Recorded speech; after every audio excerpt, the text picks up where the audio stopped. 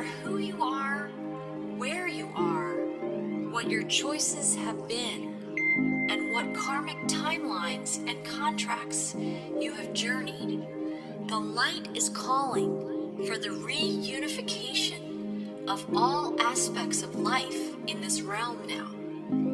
It is calling for the cleansing of all polarities. It is calling for the rising of all sacred heart centers now. All are being summoned home to the greater light now.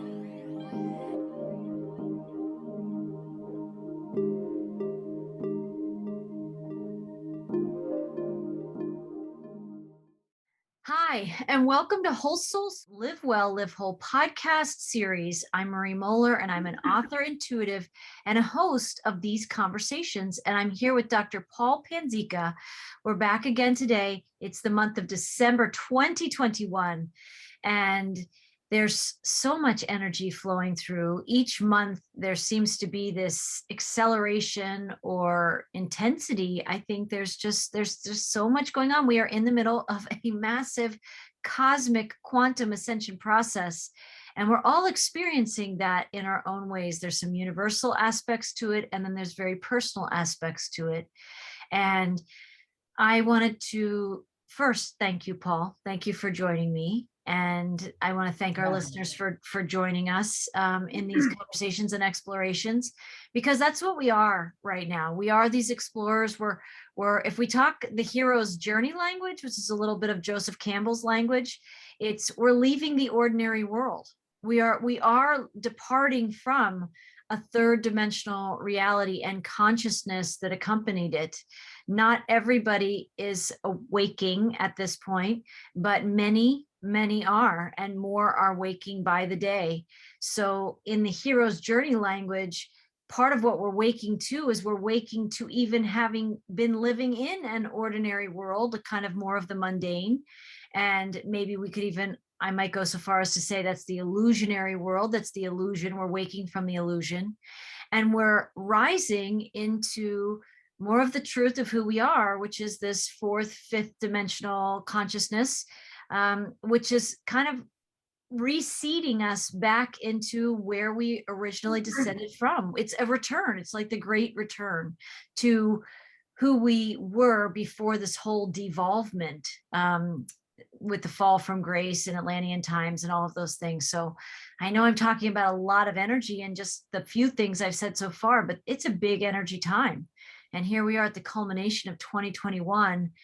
And we're in the month of December, and I wanted to see if we could talk today about the energies we're both experiencing, but maybe through the lenses, a little bit of astrology today, because you shed light on that for me and for all of us when you speak to that.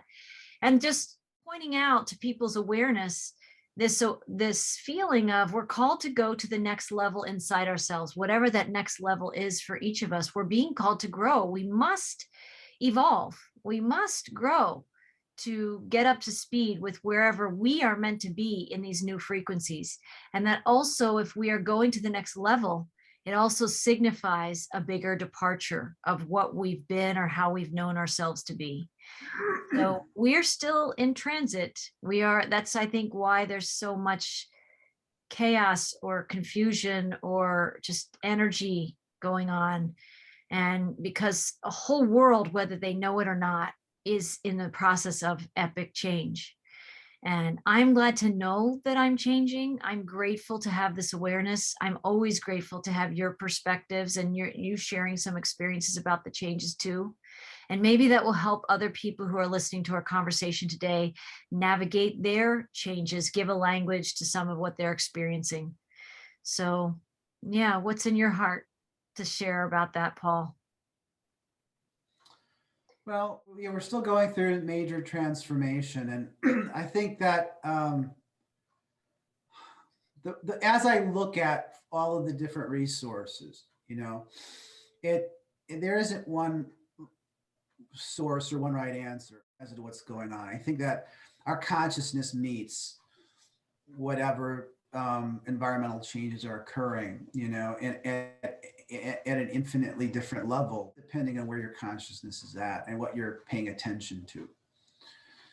So one of the things I always said though is that the astrology of what's going on is more of an objective source of truth because it's there, right?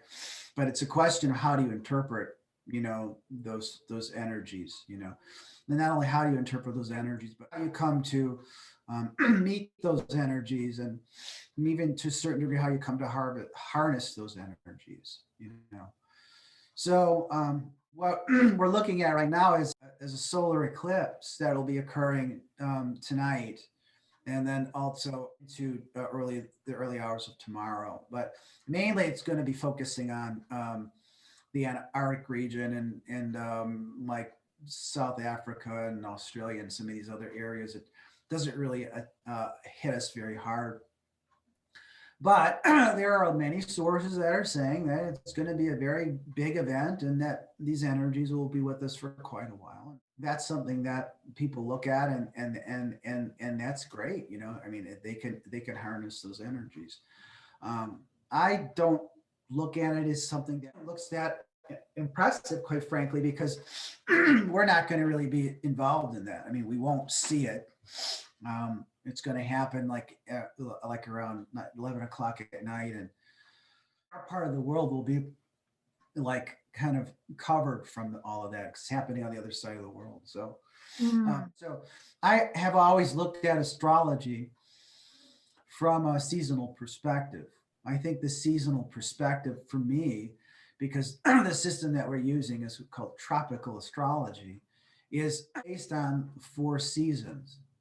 And that at the beginning of each season, there's a signature, and that signature is kind of like a birth of the season.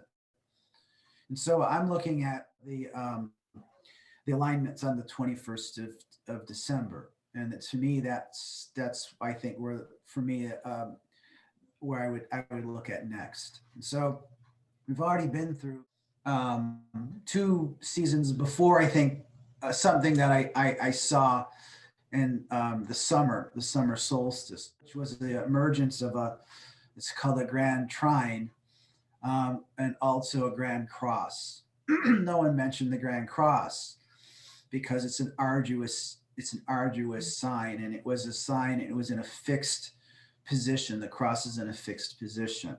It emerged on the summer solstice. Now we're 6 months away from that event. And so we were seeing then the emergence of the Lionsgate portal, which kind of like represented the energies of the lion, which is Leo.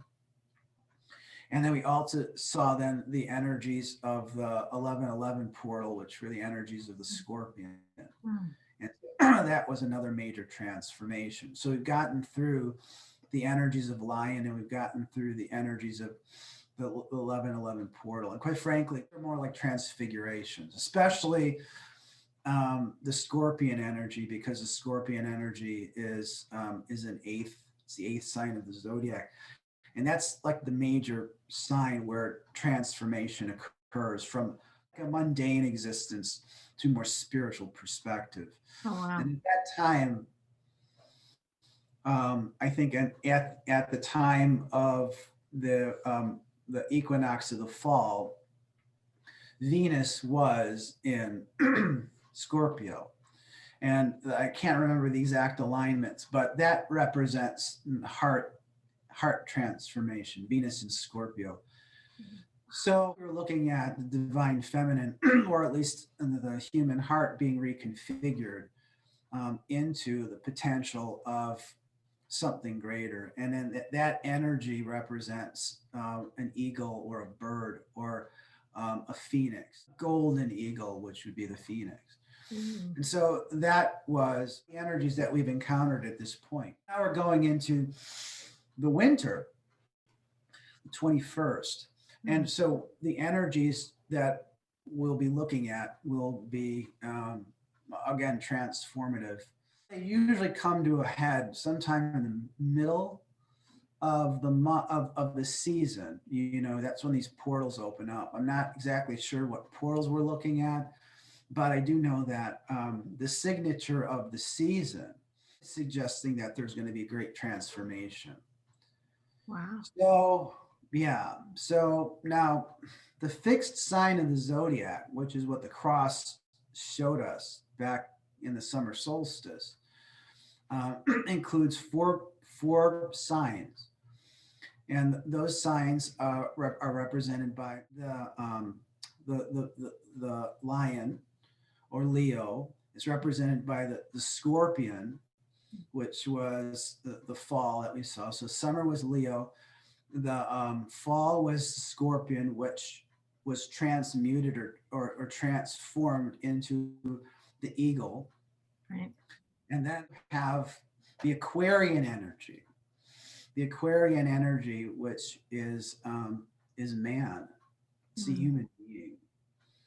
And then your final sign should be in the spring, is represented by the bull.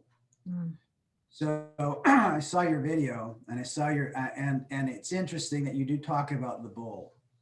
Talk about the boar too. Quite frankly, I see where the boar is coming from, but it doesn't play a huge role in Western astrology. It plays a big role in Eastern astrology, but not in Western astrology. So I do understand the reference, and quite frankly, timing is weird right now, because I thought this would have all kind of started in the spring, but instead it started in the summer. So, I mean, time is just a distortion anyway. And maybe we need to draw all of the animal beings or harbingers of peace into ourselves before we make the final transfiguration or transformation, which would be the human ego or the human soul. But the season is based on Aquarius, is related to the human ego. It's human. It's a human ego. Now, what does Aquarius represent? Right? What is it? It represents the water bearer. It also represents the season, not the season, but the age that we have moved into, which I think all happened, at the end of last year and the beginning of this year. We're moved into it. In fact, quite frankly, I think that we moved into the age of Aquarius in the spring of this year. Officially, we moved into the age of Aquarius of 2021. Yeah, at the equinox, of the spring equinox. That's what I saw it as. The Alpha and the Omega came together, and I think that's where officially it started, at least for me. So now, where are we at and what's going on? And so I mentioned this in a letter that I wrote to you just briefly, how would this play out? And Aquarian energy is represented by Promethean energy. But Promethean energy doesn't seem to be a part of the astrology this year, this season. I mean, it's there. Certainly, there's no doubt about it. It's there. But I'm not looking at it from that perspective right now. Promethean energy. Prometheus is in itself a very, very, very interesting energy. So I'll tell you a little bit about Prometheus. Would you want me to do that? Maybe Please. Talk a little bit about. Please. So there was a time where humanity was kind of like living as just like children, It's kind of like an analogy to the Garden of Eden. But according to this mythology, they were worse off. And so Prometheus was a Titan, and he wanted to help humanity by giving them the gift of forethought, which was represented by the gift of fire.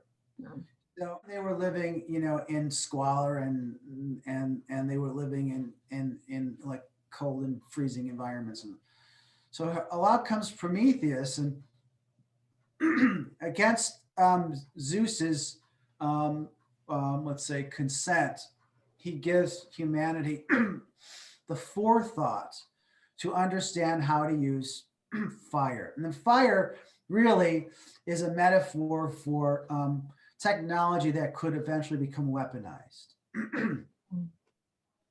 Wow. In fact, Prometheus was one of the Titans that helped Zeus in the war between the Titans and the gods. So he he was it was not a good thing that he did this. Zeus was really upset. So Zeus winds up saying, all right, well, we'll get even with him, but let's work on some things first. So Prometheus is very much Aquarian energy. Aquarian people are like people that want to save the world, but they also aren't very personal. They're doing this on a big global base. That's what he was doing. Constantly engaged with humanity and constantly trying to improve things and constantly trying to help people. And so what Zeus does is he creates a woman along with the entire pantheon of the gods. And I think originally, I can't remember who Prometheus's brother was, but he had 4 brothers, by the way. But anyway, they created this goddess, this kind of like a goddess. She's a human being, but they created this amazing, beautiful woman, and eventually they gave her to him and his brother as a gift. And I think it was Prometheus who eventually winds up marrying her. And anyway, they gave her all of these great attributes, but in the end, they also gave her a box, and they said, all right, here's this gift, but whatever you do, don't open the box. So she had the box, and Prometheus says, yeah, it's a good idea, don't open the box.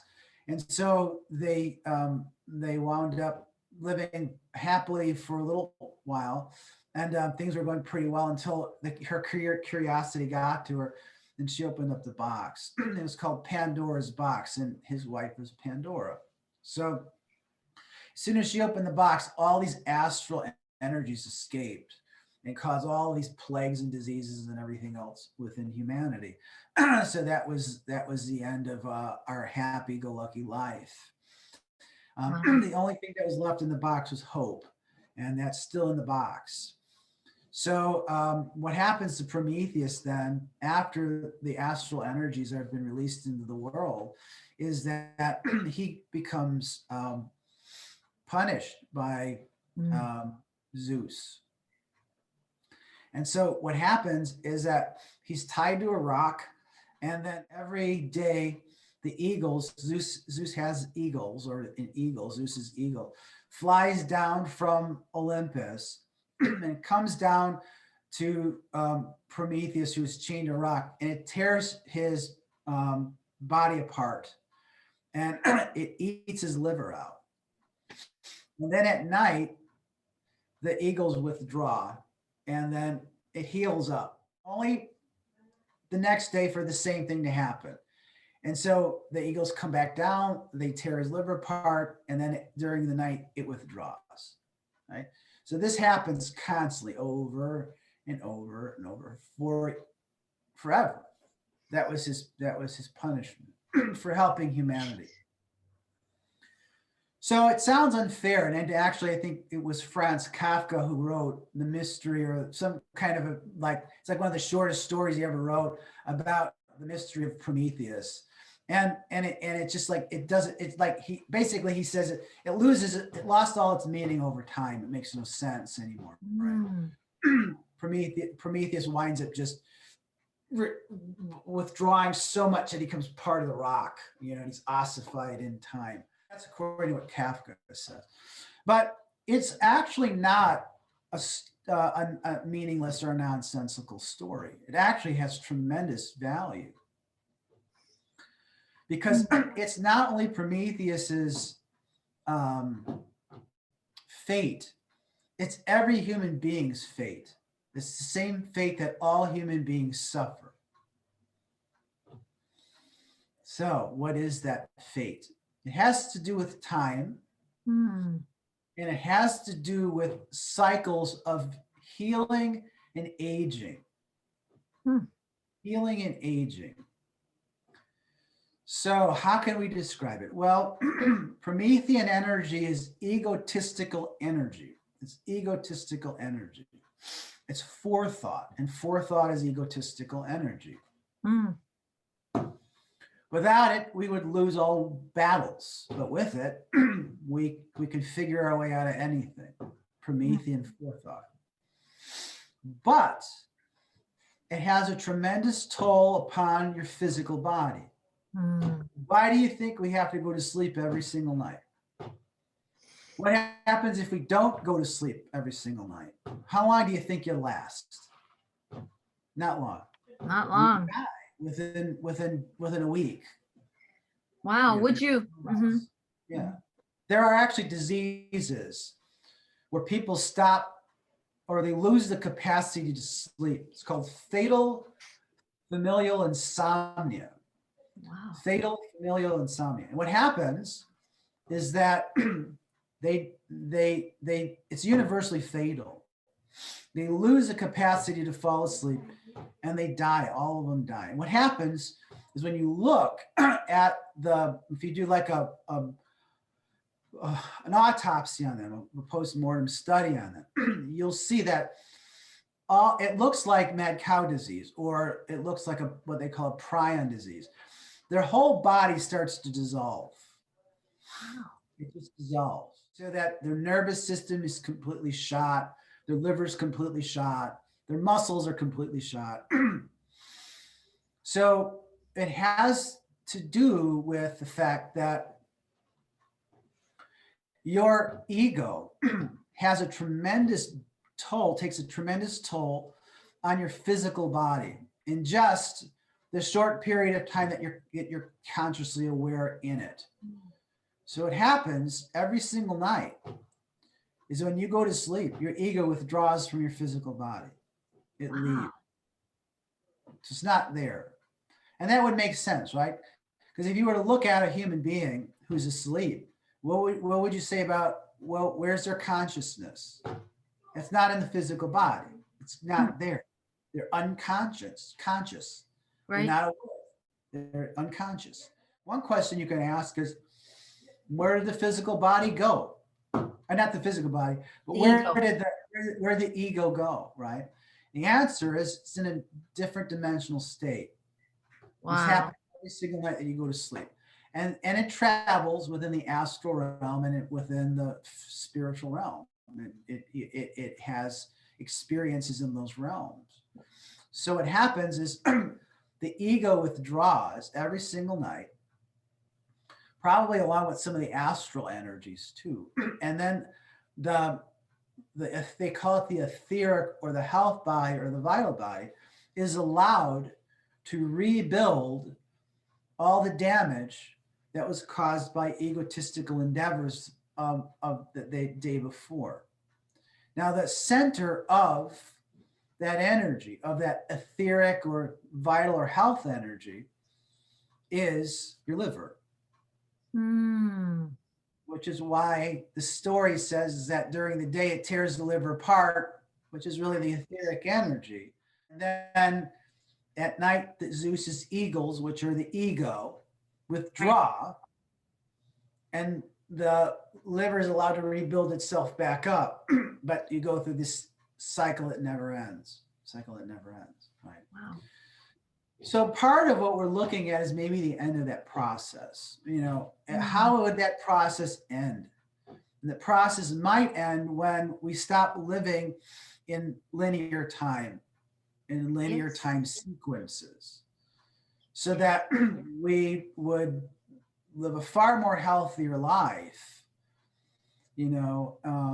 with a different kind of like paradigm that would be related to the use of our ego, using our ego wisely and in conjunction with the energies of our body so that it's not so detrimental to it. So that's a possibility. But I don't see that actually as what the astrology of this winter is showing. And it's there. And again, the Promethean energy is Aquarian energy. But there's also another mythology that's connected to it. It's also related to the Aquarian energy, is also related to Ganymedes. His name is Ganymedes. He's the cupbearer of the gods, cupbearer of Zeus. Ganymedes. Ganymedes is and physical plane is the largest moon. I believe it's the largest moon of Jupiter. I think it's the largest moon in the solar system. Is Ganymedes. So, who was Ganymedes? Ganymedes was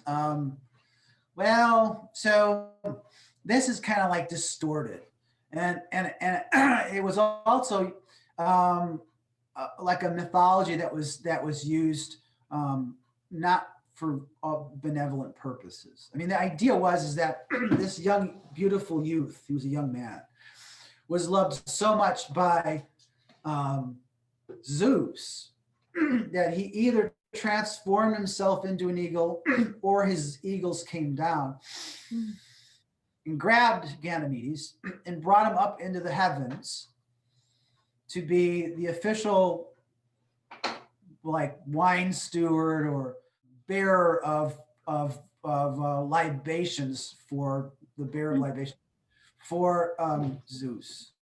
So that was the story. That's who Ganymedes really is. So they used this, unfortunately, in places like the island of Crete to justify abducting young men, and then,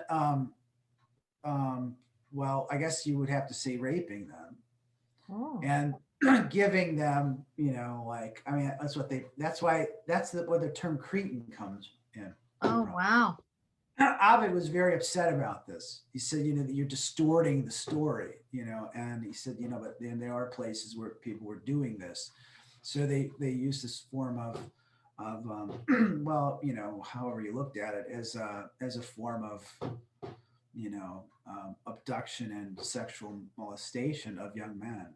But in some cultures, it's still like that. So in order for them to justify it, then they were given favors by these elderly men who had wealth, kind of like was mirroring or picturing the actual story. But that's not what the original mythology was about. The mythology was about a human being that was so loved and so favored by the Logos that he was taken from the physical plane and brought up into Mount Olympus, or the heavenly Zion, or whatever you want to call it. And it was a gift. It was a transformation that happened because it was time for Ganymedes to ascend. And so what we're seeing right now is, number one, the Aquarian age is upon us. This is the time for Ganymedes, right? So some of us maybe are like that happy-go-lucky youth who have not let circumstances held them down, that continue to live in faith and in love, and by doing so would be favored by the heavenly realm. And so, and I think that we're kind of at the situation now where, and I've been saying this for a long time, there has to be some form of divine intervention. If there isn't, we're just effed. There's just, there's nothing. No spiritual way to put that. Right? I mean, there's that's a crucifixion. I mean, would that be a crucifixion? Right. Well, right. So, but will the ego come down and grab us and bring us into this ascended realm? It certainly looks like, from the astrology of everything, it's very complex, but there's two major yads in the astrology. Both of them are connected to the moon, and the moon is in Cancer. It's a good place for the moon to be, because Cancer, again, is a very heart-centered, loving energy.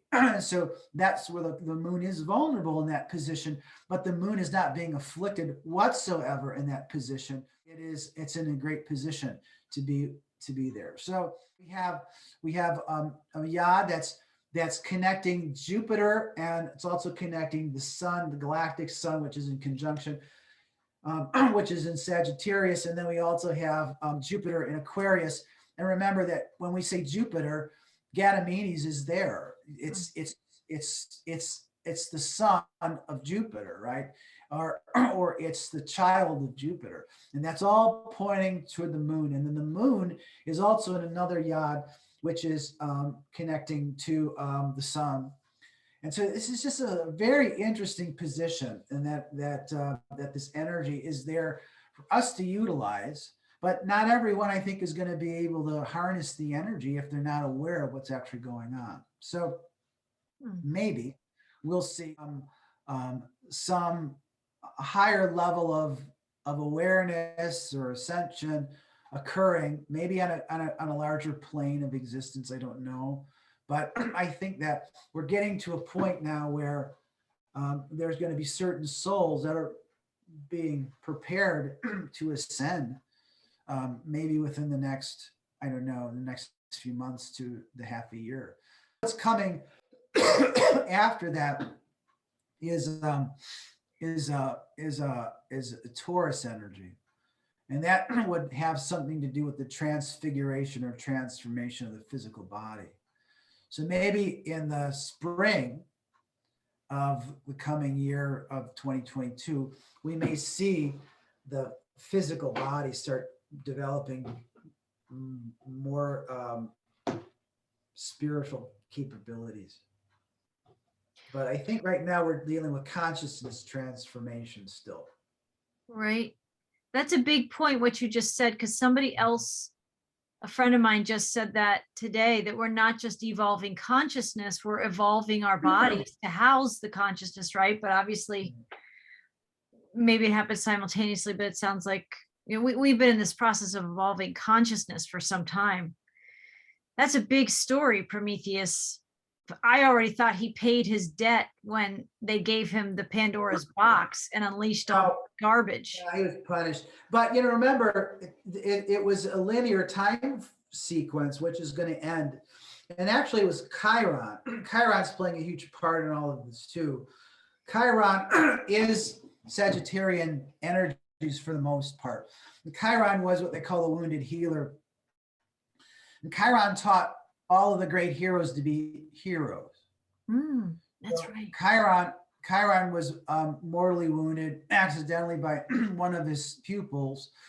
And Chiron took the place of Prometheus because it wasn't at some point right for a Titan to be punished for eternity. So Chiron took the place of Prometheus. And so Chiron is the wounded healer. And so, you know, Chiron has taken the place of, let's say, and it's still having, like in the story then, would be having the eagles come and see him every day and tear out the liver. Yeah, well, Chiron represents our deepest and darkest wound. You know, it's a wound that won't heal. And Chiron right now is positioned in Aries. It's been there for a while. And because it's in Aries, it's the first sign. It represents where it's at right now, our deepest and darkest wound.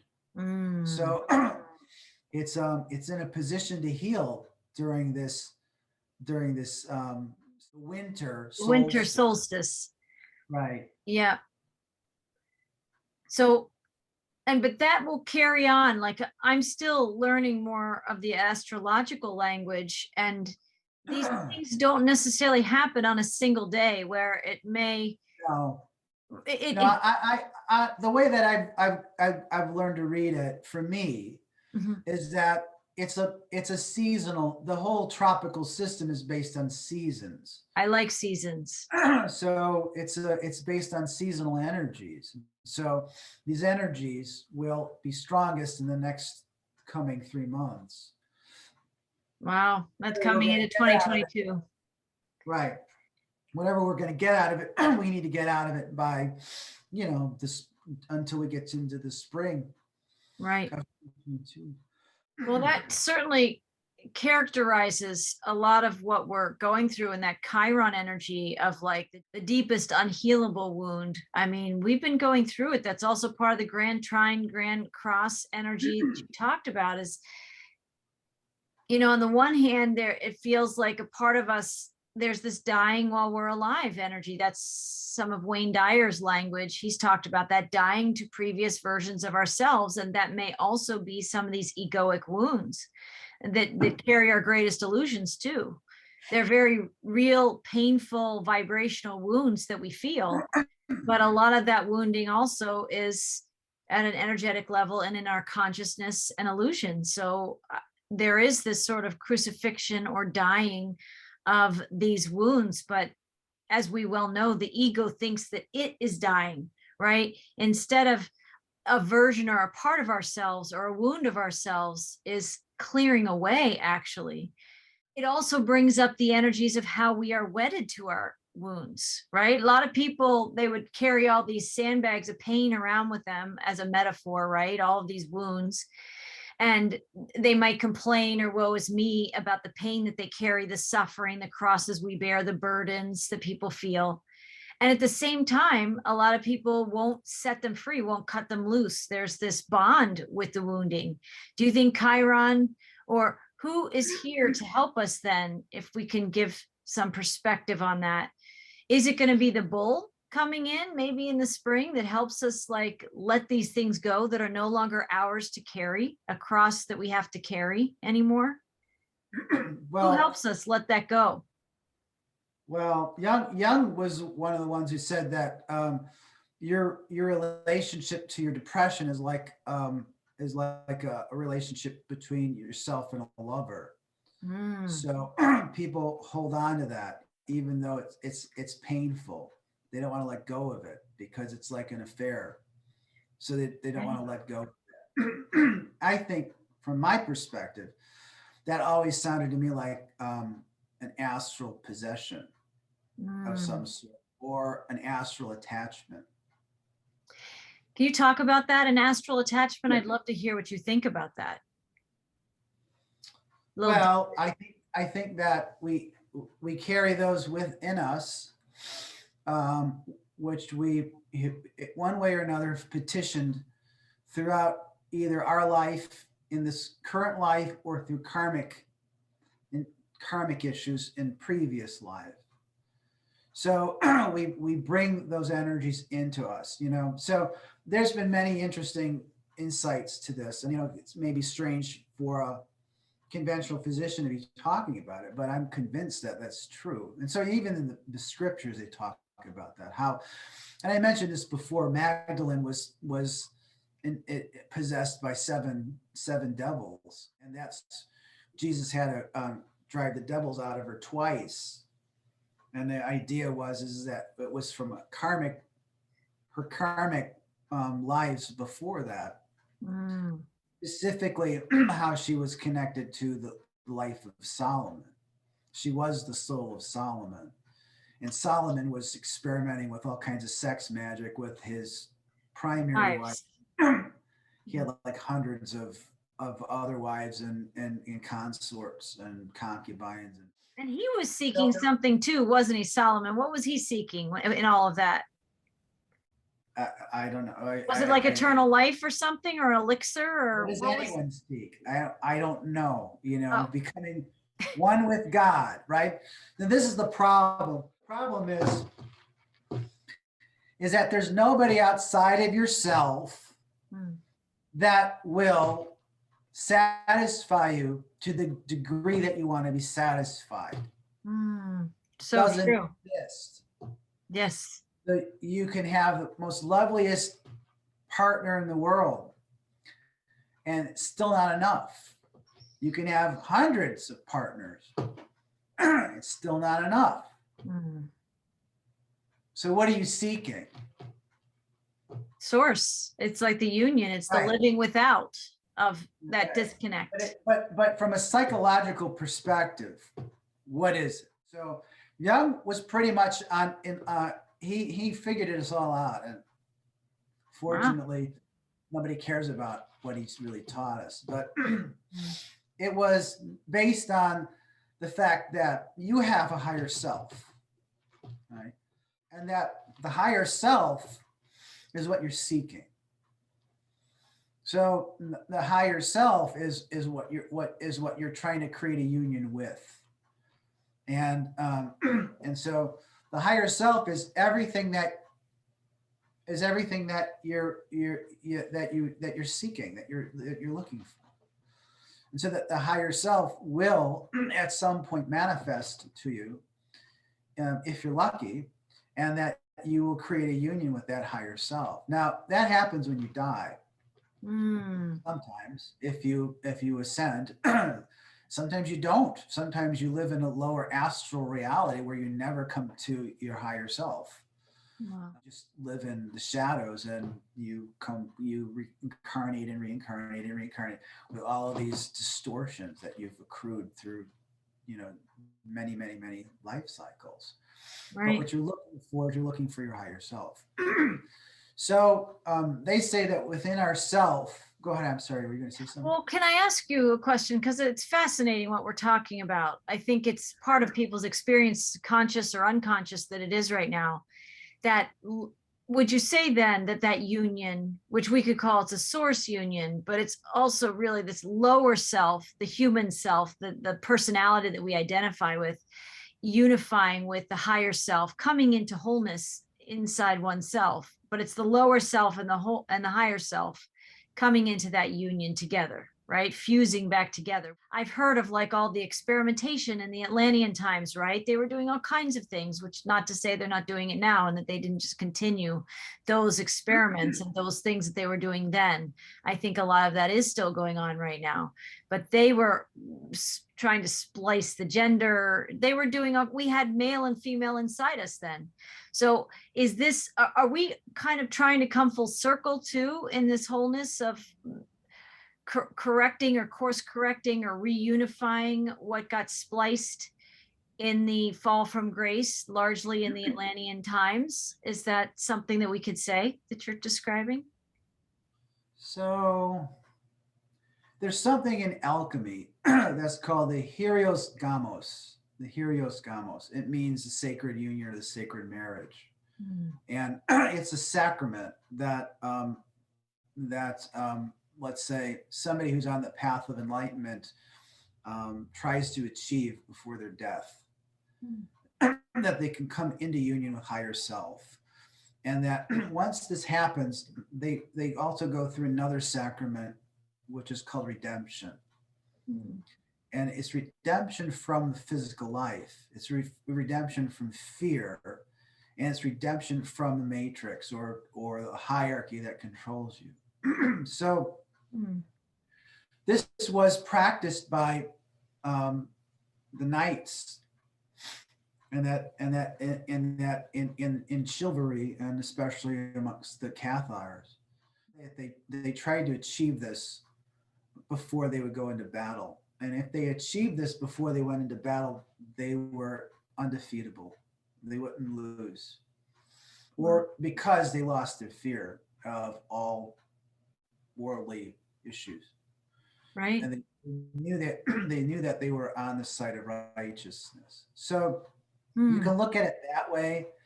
What are we really trying to achieve with this, and what is it that's merging with something else? And I think this really kind of is that essence. I mentioned this before, where we talk about the difference between soul and spirit.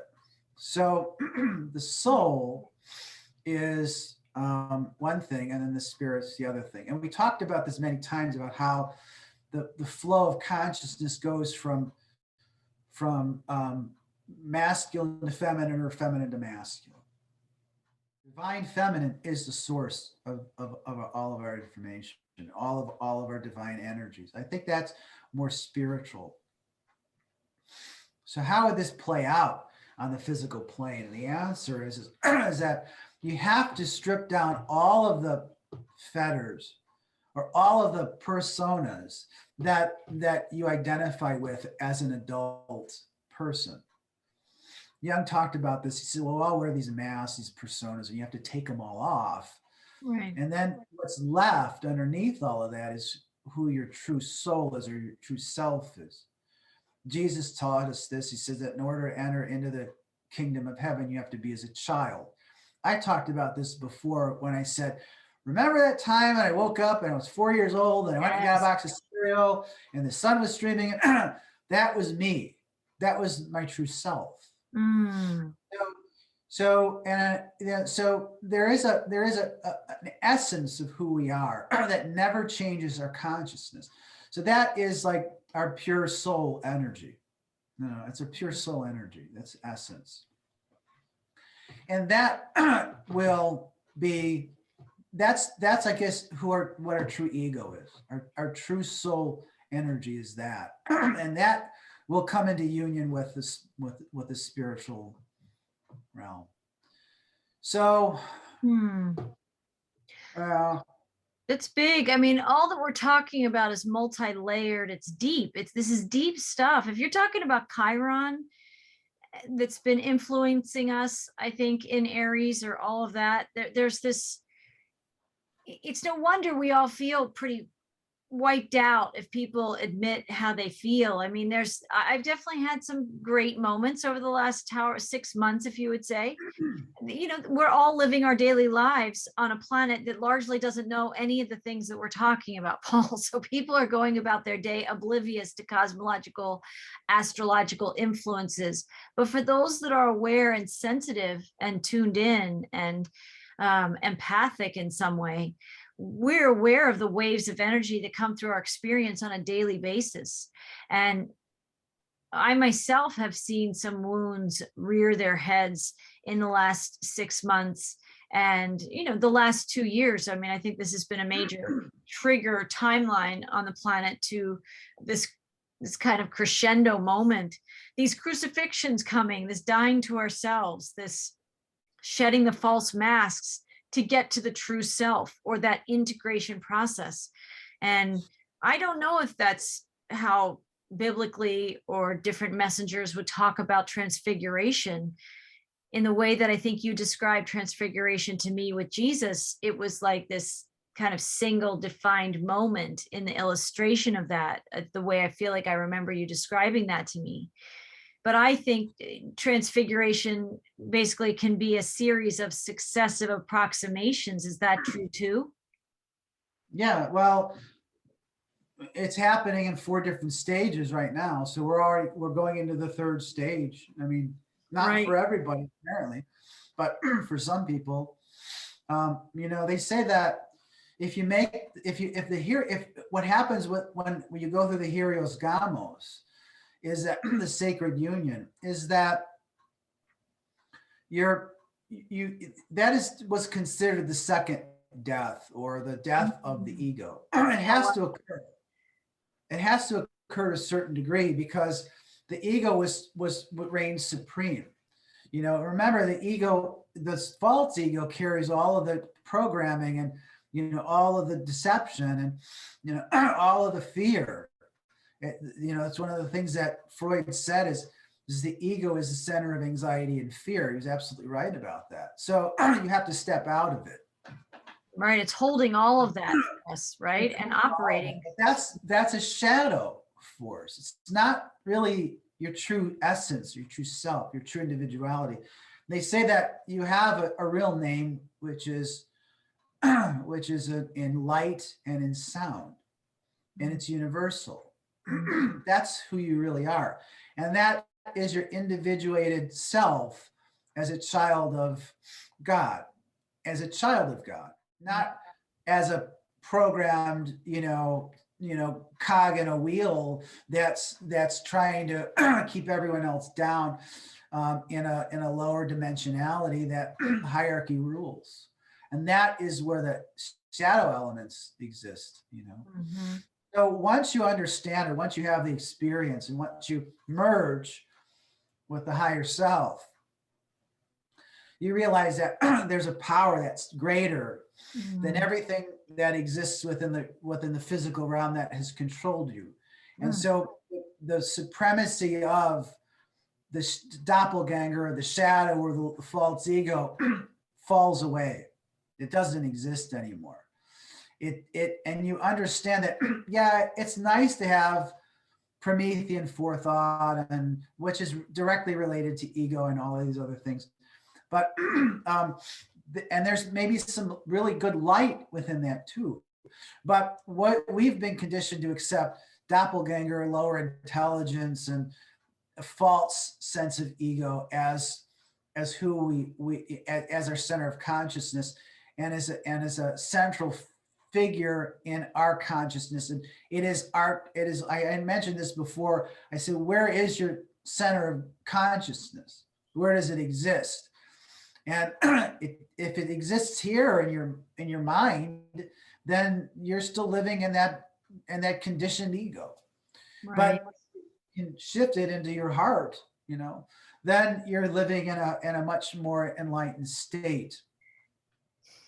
Right. And that's more in a childlike state. And don't get me wrong. I mean, we have to be adults, and we've gone through all of these experiences, and the ego is extremely important for us because it acts to protect us from superstition and from false thinking. Yeah. But on the other hand, it can't block our flow of consciousness from the heart. It serves to validate those experiences completely. So our ego serves us. We don't serve the ego. That's basically the way that it's usually described. Right. That's how we desire it to be, but that's not, in fact, often the case of what we see in humanity at this point. The conditioning of our world draws us into experiences where we answer the calls of the ego until we have these awakening experiences, right? And we go through these gates of expanding our consciousness, and something awakens inside us that values the integration and this coming back into wholeness, where the bright light of that experience is more engaging than all the theater that we just maybe rose out of. Interesting, as we're talking too, coming into my awareness today, is the concept of the Oversoul. And I didn't learn about that word or that consciousness for a long time. I was deep in the journey. I was channeling all kinds of things that picked up on that Oversoul energy, but no one in my channelings, or I wasn't evolved enough for it to have a name. And then someone named that once in a class that I took, and it was like almost like the music was playing, and I was like, and I focused right in on what they were saying. I was like, wait, that's something that I need to know more about. And I don't know that everybody knows about the Oversoul. And so since we've delved a little deeper, part of what I was also feeling when we were talking about these aspects of self coming into wholeness, coming into alignment, I think we're also coming into alignment with ourselves as like soul, and then within maybe a larger context of an oversoul. I just didn't know if for a moment, if you could just give a brief description about oversoul as you understand it. There's all these energies of integration coming, and people having the language helps us so much. Instead of feeling overwhelmed in the journey, we can be more empowered. So the Gnostics said that your soul has a soul. Your soul has a soul. And for saying that and believing that, they were as genocide was perpetrated against them. Oh. So that wasn't allowed to last till past about middle 300 AD. Wow. So and that every time that idea emerged that your soul has a soul, then these ideas were destroyed or squashed. That's what the Cathars believed, the Gnostics believed, and the Essenes believed. This idea that there's nested hierarchies. Think of it as what they call nested hierarchies. And you're only aware of like one level above where you're at right now as far as consciousness goes. So right. We were aware of fifth density experience, but Rudolf Steiner did a beautiful essay on that, and if you just extrapolate what he was saying, he's saying that all life is interdependent. So he goes from the mineral kingdom, the plant kingdom, to the animal kingdom, to the human kingdom. And above that, what's above that? Gods, angels, archangels, source. But they're constantly feeding us ideas, and they're constantly feeding us, nurturing us, these angelic realms. They're feeding us. And that's where, behind that veil, that's where, you want to call it what you want. I call it my higher self. I call it my spirit. I have seen it. I've experienced it. But it's an oversoul, it's, and there's probably a soul, they say that at that higher self, well, then there's I don't know how many, but let's say dozens of you Right. living in a distortion of linear time that's all connected to the higher self. So, I mean, and then there's probably that is connected to a higher oversoul, which is connected to a higher oversoul. So it's more Layers like, and layers. right, probably related to something along the lines of what Dante Alighieri saw when he wrote this all out in the Divine Comedy, right? He was looking at the astral realm, but he was actually also seeing how the energies emanate from, let's say, the galactic center of the universe. He saw these as archangels and as angels and the Godhead. He saw all these things. And if you actually look at how he drew out, the angels were drawn out, well, it looks just like the galaxy. So, at some point, we're all connected to an oversoul, which is Gaia. And we're all children of that energy. So you connect to it all the time, Marie. You always say, this is Lemuria and Mother Mary, and you're connecting to those energies of the earth, right? So that's definitely an oversoul that we're all connected to if we choose to be a part of that. Yeah, we're all connected to that because we're all children of the earth. So that's a big part of who we are, right? But I would say that there's a separation which occurred after the fall, so to speak, where we're no longer connected to our higher self is behind the veil.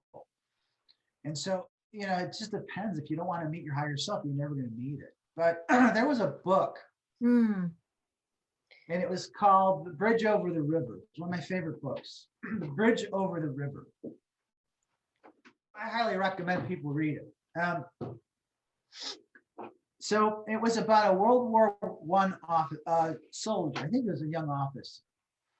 And he was serving in, I think, the Austrian army, but I don't know. He was wounded, I think, in Poland or something like that. And he died of his battle wounds about like a month or two after he received them. It was very common for that to happen from infections and stuff like that. So he had a chest wound and he died. And he was a very promising artist. He was a musician.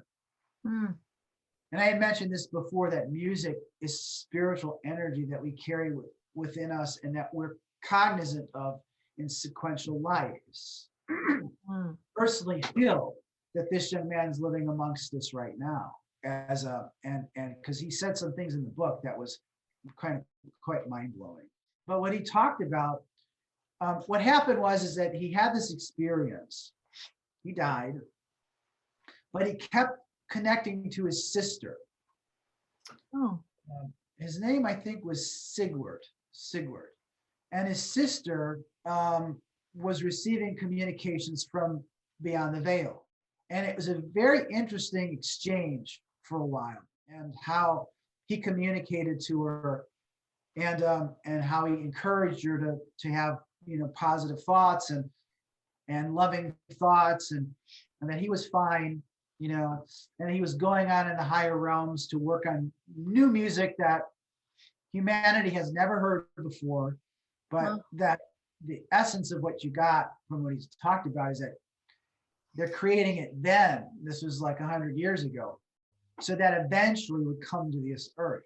Wow. Every once in a while, there's an artist that shows up, and when you think you've heard all the music possible, somebody just out of the blue starts playing something that no one's ever heard before, and totally different, and it connects at a completely different level. So he could have been a number of people. I'm not going to say who I think he is, but he's probably someone that I care for quite a bit. And so anyway, one of the things he conveyed to his sister was that all your loving thoughts and all of your loving deeds is creating within you. And he used this term, which blew me away. He says you're creating a temple garden or garden temple within your soul. Yes. Now, I had experienced it already. And when I said that, I went, wow. Wow. So everyone has within them a temple. It's a garden. I would describe it as a garden temple. And we build it through deeds of love. We erect this edifice within us. And then we're creating this space within us for a reason. Yes. What we're creating it for. And what we're creating it for is we're creating this space within us to connect to our higher self. Yes. We're creating this space specifically within us so that we can come into union with that part of us that's behind the veil still. This is where the sacred union will occur within this temple garden. That's exactly where it'll occur. And it'll occur whenever the time is right. But we have to create it. Now, everyone has that within themselves. But many people don't tend to the garden. Many people don't even think about it. So what happens is it grows dark and it becomes a frightening place, and it becomes like an old graveyard that nobody's taking care of anymore. So what invariably comes into that is astral energies that are not necessarily benevolent. Right. So that's where possession occurs. It occurs within that space. You're actually designed to be possessed. Understand in this that. Matrix, in this lower matrix. No, you're designed to be possessed, period. Yes. That's interesting. I've not heard that before. Well, let me rephrase it a little bit different. You're designed to harbor a higher energy. Yes. You can call a spirit that comes into that space. We wouldn't say possession per se, but you're still serving that energy. Yes. Right? So you have made the decision to bring the energy into yourself. Correct. And you still must serve that energy. But if we wake up to the power of choice, which so many people are asleep to, we can choose what energy we're hosting, or I've used the language, we're choosing the vibration we're inhabiting. In the language you've used is the vibration that's inhabiting us, right? Yeah, but keep this in mind, and people get really upset when I say this. You are not fit to serve yourself. You're not fit to lead yourself, not from who you think you are, because what most people are still coming at from that egotistical perspective, right? So you have to, the only way we can exist in this reality as a child, and that yes, when you understand that what you're serving is your higher self, but you also have to understand that higher self is you, that higher self is you, but you're not connected to it right now in the physical realm. It's there and its presence is known to you. But if you were one with your higher self right now, you'd walk on water. Right. Can't do it. Maybe in the near future, we will. Yeah, I was going to say yes. Yeah. So you can experience it. You know what it is. Yes. Create the space within yourself, and you allow it to come into your existence, and you allow that energy to shine through your heart, through you, through your deeds of love, and through who you are.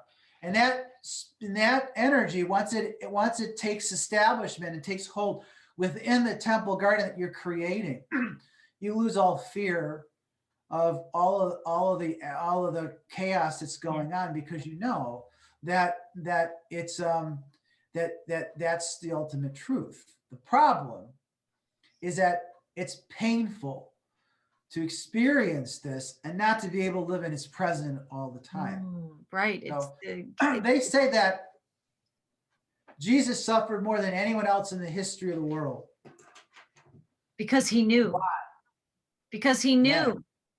Because he had no one to share his truth with. Right. He had nobody to connect to, because he was separated and he knew what he was separated from. I think Magdalene helped to correct a lot of that. But and also why he must have cleared her karma, also to make room for her higher self.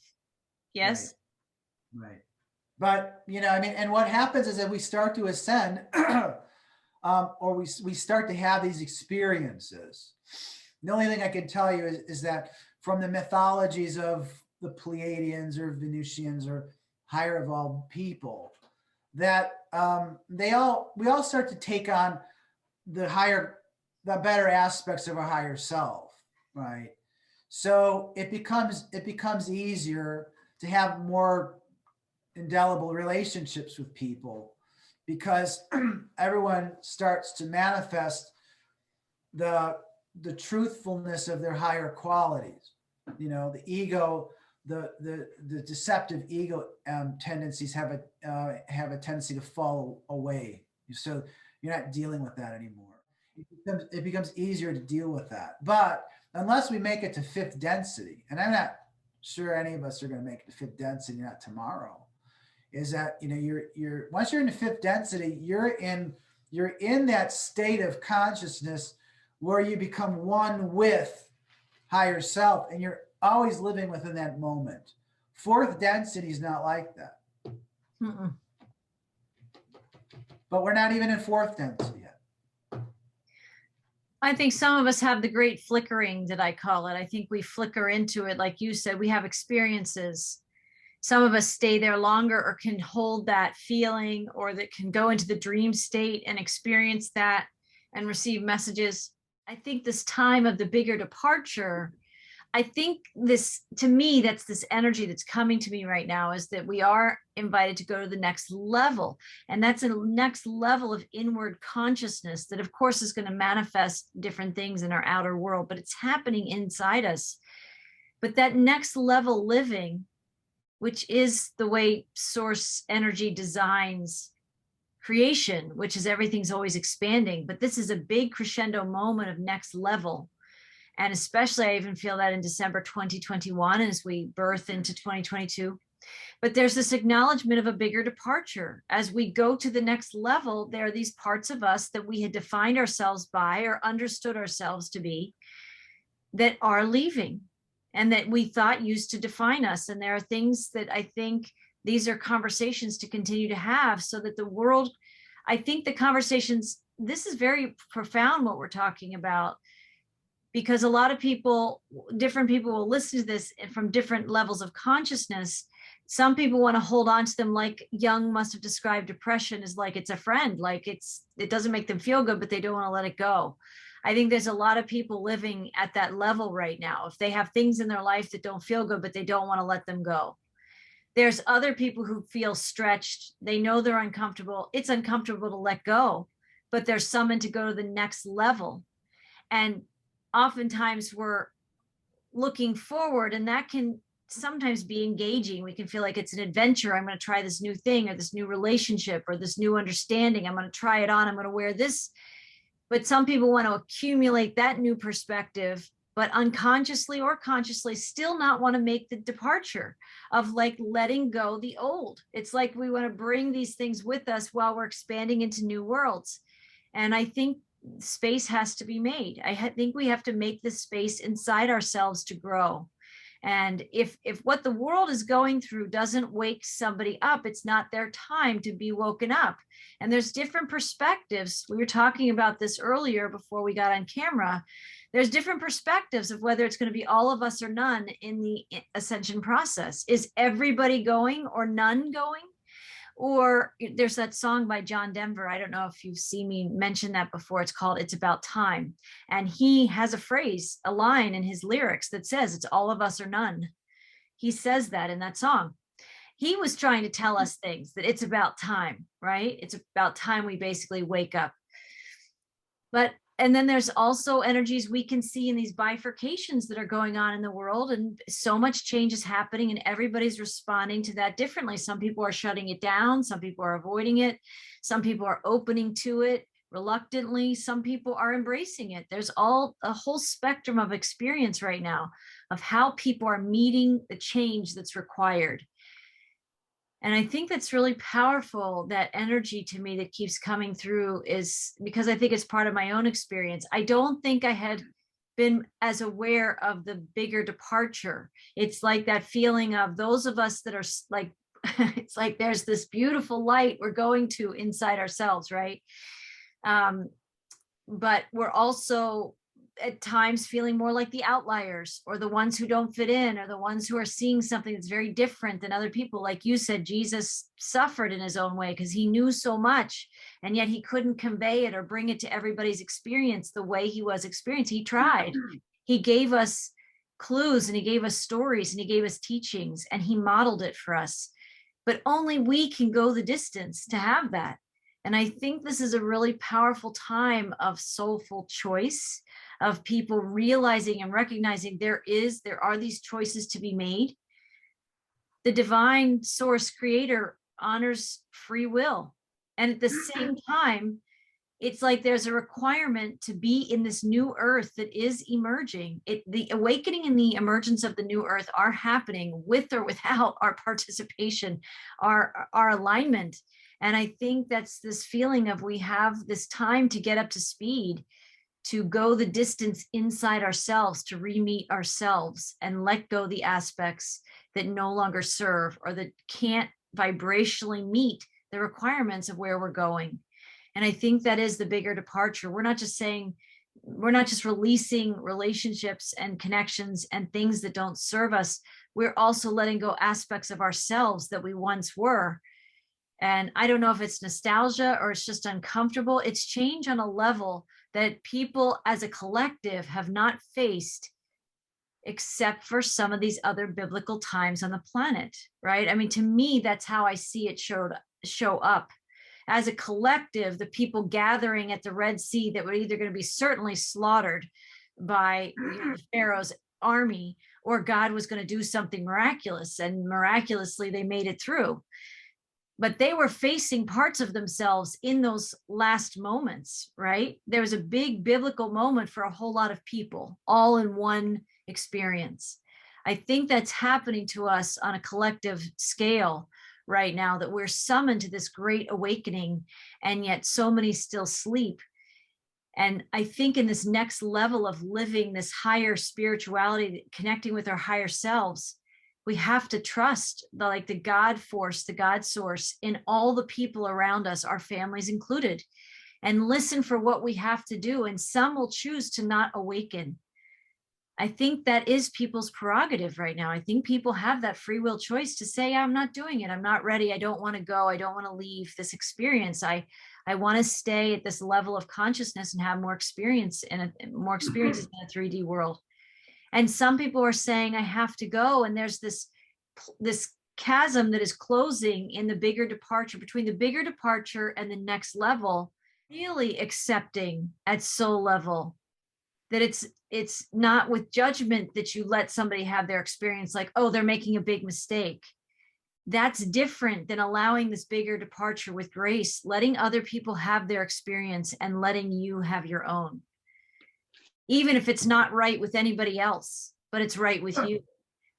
It's a powerful energy that I think I've been tapping into, and I'm still struggling to find the words. But when you give the perspective of these cast of characters that you can describe so well, that have been illustrated in the works of Jung and Rudolf Steiner, and also we've got Jesus, and we've got lots of characters who were real beings and struggled in their day too. And then you have these beings like Prometheus that teach us as well. I think some of us are on that leading edge of creation and inside ourselves. And maybe that's who I know this message will make more sense to. Other people will be like, I don't know what they're talking about. And that's okay too, because not every podcast is for everyone, but there's pieces in here that are for all of us. And I hope when I listen to podcasts, I know that that's how I listen. I listen for the pieces that are for me. And not all the pieces always are, but I'm able to listen to a lot of different things, very eclectic, and I can extract the pieces that I know are messages for me. I think that's also something that we're called to do. And people who are in like the fishbowl, who think that that's the ocean, right? Podcasts like these can at least open up their awareness that there's a world beyond the fishbowl, and they don't have to even leave the fishbowl per se to tap into it. They have to go on the inner planes and tap into that ocean of awareness. And then they can start figuring out, maybe it's like the movie Nemo. I don't know if you saw Finding Nemo, but those fish, they like escape the aquarium by hopping in these little bags and get out in the ocean. I mean, maybe that's a metaphor for how it feels right now, is there's a big gap between being in an aquarium and being actually out in the ocean where we belong in that metaphor. So, but it's an inward journey. It is like a hero's journey on the inner planes that makes room for us to go deeper and let ourselves depart from the things that used to define us if they're holding us back.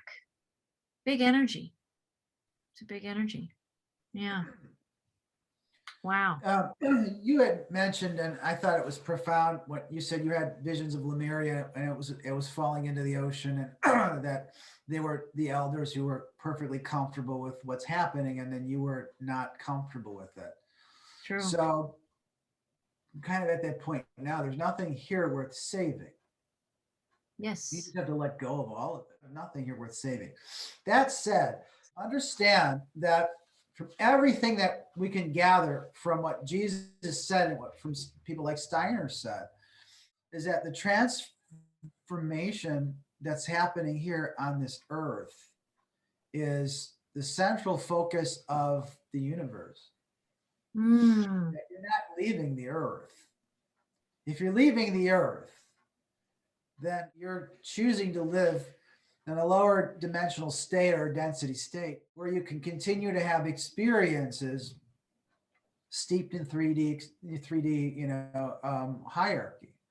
Right. So you're either going to leave it one way or another. I don't know how that's going to happen. And I don't really want to even start speculating on that. Yes.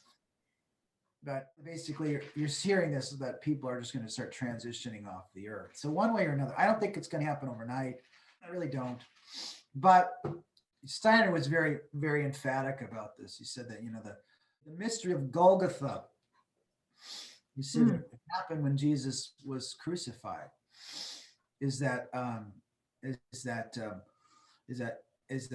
all the energy of the universe was now focused towards, the Logos came to this earth and he lived and he died on Golgotha, right?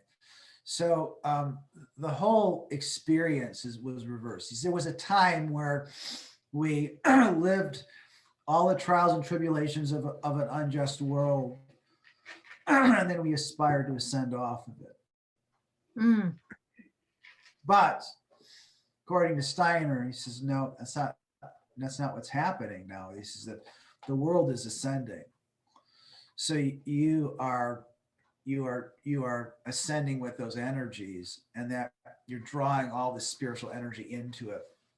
So if you want to stay on the earth, then your interest would be in expanding your consciousness, Right. discovering these experiences while there's still time to discover them. I don't know if there is. For many people, they may just be beyond that point where they don't care about it anymore. And then he also said they're going to create something called a false reality. Mm. He called it the eighth sphere. And that eighth sphere is a dominion of both Satan and Lucifer, and that was going to be a virtual reality that will be devoid of any real spiritual impulses at all, and it'll basically be like a dead end for those souls who want to live within it, and that'll be like it'll be like an AI, reality, or they're trying to create it. They're trying to create some kind of a transhumanistic, world where your let's say passport into it is based on your capitulation to their demands. So they're trying to sell that to you as you having greater and greater security through their demands by you're having a more convenient life. Don't worry, you don't have to cook anymore. You don't have to work anymore. You don't have to do a lot of things which are considered to be inconvenient, and then you'll just be a person who just kind of like exists in a very confined space. You in their ceremonies, they're lifeless ceremonies and a lifeless physical experience. But Steiner was very clear. He says that's not Gaia. No. That is something that's separating itself from Gaia. Yes. And that's pulling many souls away from Gaia's ascension. And there will be people that will be perfectly happy living within that reality or being pulled into that reality one way or another, that's to me like just hell. I mean, I wouldn't want to be part of That's what I was feeling when you were describing that. It's like a form of Hades or a form of hell, right? Right. So yeah, I mean, Wow. that's There's like the bliss of the ascension, which takes work. Like the work isn't always blissful, but there's this that's moving in the direction of expansion. Whereas what you're talking about, that even further false timeline that people are being summoned to and invited into in coercive ways that unfold in this realm, is a contraction, right? It's getting smaller and smaller and smaller to fit into the narrative of what that experience is going to look like. And you have a very weary humanity who, if they've been on the cycles of karma again and again and again, some people, if they've not connected with their heart centers at this point and not explored this sense of spirituality, you can get lost just kind of going with the current of the day, right? And you sort of just be dragged downstream by a lack of choice, even a lack of knowing your power and a lack of making choices. If you just follow the current, it will take you where it's going. And I think many people who listen to this channel anyway are aware, many are aware of the need for the power of our conscious choice and activating into these. I mean, sometimes I can laugh at myself because I can feel this like superhero energy. It's like the starseed energy that's got a cape flying behind us that does awaken and take this big deep breath and know, I'm not letting go. We see it in all these like superhero films where they somehow they're like thrown into the water and they're half conscious, and you think that they're going to die and perish under the water, but all of a sudden something wakes up with them and this instinct to get to the surface and take a breath and come back from all of that. I think we're doing that. I think we've been awakening this lifetime. Many of us have been slowly and steadily making these choices. We've had tests and trials of our souls, right? It hasn't been the easiest lifetime. And I think there are many of us who are making these choices and being messengers of the power of our choices to create our way, even just a powerful intention of, I am willing to unify with source. I am willing to unify with my higher self. That can bridge the gap in many ways inside us if we just are willing to have the intention. It's the souls that don't know any of this, that are going along with the current of the narratives in this world, that are kind of being scooped up in a very big fishnet, collecting humanity who doesn't know enough. They're not evolved enough to really see what's happening. That is challenging for people. And that's that bigger departure of like, you're a messenger, you blog and have videos about this, right? You write articles, you share with your patients. I share on my channel the way I can share. And more and more and more, I think we have to be these beacons who are just pulsing the things that we're learning and growing through. And some people here that are like, oh yeah, like they resonate with that. They want to know more. They want to connect in with it. And some people are like, I don't understand at all what they're talking about. And I think we have to also trust that, right? There's a bigger power at work in this creation. We do have to remember that God ultimately wins, however long this storyline goes, right? It's been going on for centuries. We know we're at the beginning of a new cycle. Maybe there is going to be this act of God moment that truly turns everybody to God. And I'm a believer that we may see that. I believe that we're going to see this biblical events, and with an S, not just a singular event, but biblical events that are like Red Sea moments, are like the Noah's Ark moments. And that's just the sense I get from what I've been shown and what I see and the energies I receive in the transmissions. But, it remains to be seen. So there's this collective journey, there's this collective connection with creation and source, and then there's a very personal journey. I think we can reduce the amount of trauma to our soul, like those beings that I did describe in a previous podcast. And I'll just reference that briefly, that when Lemuria was going down, I have soul memory. It's my last memory of Lemuria, because it was my last breaths in Lemuria, when it was thinking in the final cataclysms that took it down, that the elders that were my peers, they were all my friends. I was in that grouping. The sense, I don't know if this is 100% true, but this is what I can see, is that the ones I was in the water with, because the whole continent went down and there's fire burning and there's, it's pretty cataclysmic, chaotic. But I was surrounded by these beings that had evolved past where I had grown, and they were at peace with the release of Lemuria. They were at peace with what was happening. They were completely neutral, and they were ascending, and I could see in their faces what I didn't have. And I think that's part of what I'm here to bring, is that I have that awareness. I knew in that experience that I was not going to miss out the next time. And I think I've journeyed long and hard and far, and I have that soul weariness too, like a lot of people have. But I also am wired to see the things that we're moving into. And I do think there are these biblical moments, and I do think there are these acts of God or source that can't be explained by anything else than by a grand creator that can touch all of our lives in a single moment and have us know it. I believe there's going to be events like that. I think they're already happening. Some people are missing that, but I think there are events like right outside the Red Sea moment. Was it Jews? Was it, who were they that Moses was leading? Was it Jews?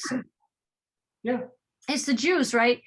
They didn't know that that's what was going to happen. They just felt the Pharaoh's army coming. They felt like Moses was liberating them from all this slavery that had been pretty horrible anyway. But they didn't know. But then all of them knew that in the rush of that moment, there was this parting of the sea. They get through, and all the soldiers are drowned, and the Pharaoh ends in a single moment, like in a single moment and a single day. Only stuff like that can happen with God's, directives as the conductor of that experience. And I think that we're also summoned to find that place of strength inside ourselves, that there is a bigger conductor. We are not just going along with the current. Creation has a story, and God's already a victor of that story. It's God's creation. So there's a part of me that can feel that future pull, and I see into those timelines that are coming. How it's all going to manifest for a whole giant collective of 7.5 billion people on one planet, when the serpent has had its way for a long time, or it appears. And then you have source. So, we are in an epic unfoldment right now. And I at least find it exciting, as we have a front row seat. And there's more souls than there are physical bodies on the planet to house people who want to be here for this experience. And Dr. Christiane Northrup just said that recently in a podcast. It's something I have known and heard before as well. So when we feel weary or exhausted or tired or whatever that might be, we're also invited to remember that we came for these times. We're the boots on the ground in these times. And there's a whole lot of souls who wish they could be here in our place at this moment. And sometimes that reinvigorates me, as I know it's a gift to be here. And it helps to have that reminder. Sometimes it's hard to have that reminder, but I appreciate the full picture perspective. It's hard, and it's a gift. We can hold both of those things sometimes in a single moment, in a single thought. And I think December is still a very big month.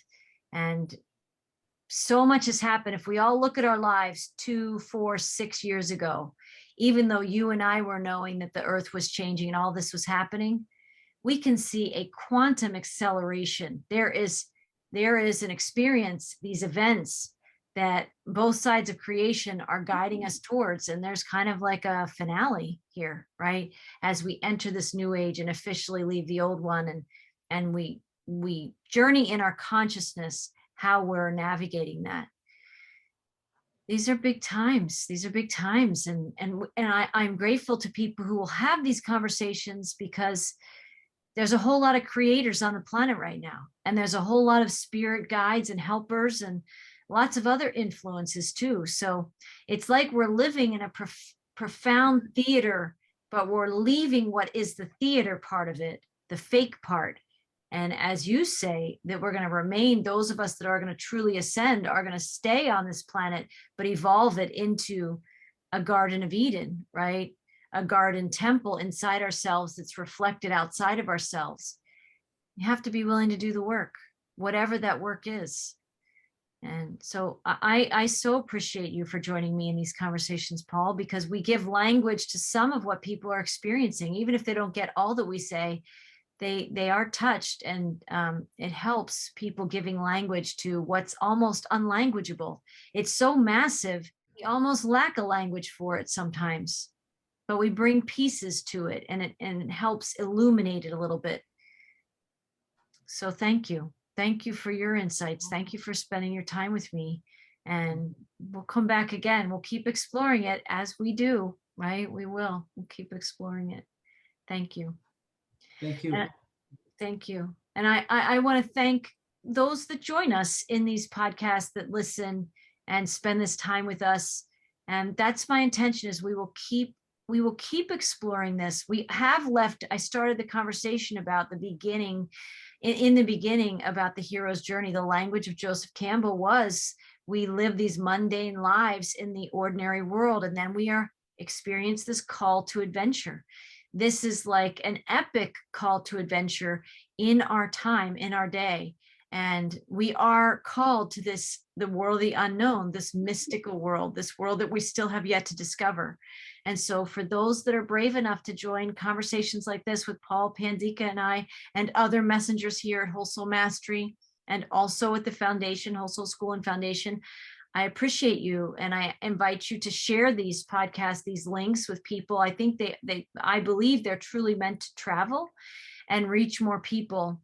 And podcasts like these, and my channel and Paul's website, which I'll have listed below in the description section, this is not what the Matrix wants everybody to receive. They don't want us to know that there's this better, brighter world we can move into. So it's the people, it's we, the people, that have to share messages like this to help support people's journey, to have them even be aware that there is a choice in their life right now. So thank you for joining us. Visit us at wholesoulmastery.com. Visit us on your favorite social media platforms, and find us at Whole Soul School and Foundation as well. Paul podcasts with me there as well. And we're seeding more language about all of these things in some of those podcasts there. And I wish everybody a very happy holiday season. And we will see you again soon in a podcast together. Blessings, everyone.